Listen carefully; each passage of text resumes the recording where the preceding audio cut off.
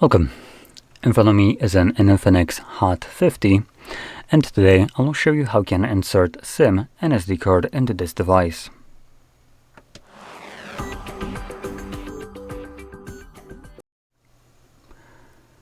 So, before we get started, you'll want to grab a SIM ejector similar to this one, though it won't look as fancy. Typically, it will look something like this. So just a bare piece of metal like this.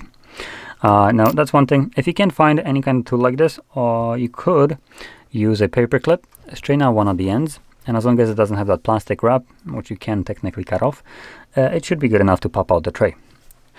Now, once you have either one of those, just pop out the tray, which will be located on the top left side of the device. So right here. Finding the insert area, I'm going to push the pin in there, and you can see that when you do, the tray pops out enough for you to pull it out fully. Now on the tray, you have space for 2 dedicated SIM cards and 1 dedicated SD card. So I'm going to occupy one of each. Now there's a little bit of tension, so if you flip the tray over, as you can see, the card isn't falling out, at least the SD card. See, that's the same thing for SIM. It seems to be. So both of the cards are just holding on tray. That's great. So from here, we're going to just insert it back into our device. There we go.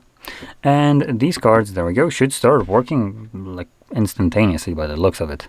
So I will need to confirm my SIM card pin to unlock it. And SD card should be working as well. And I can already see that we have a notification for it. So it is being detected and read. So anyway, I hope you found this very helpful. And if you did, don't forget to hit like, subscribe, and thanks for watching.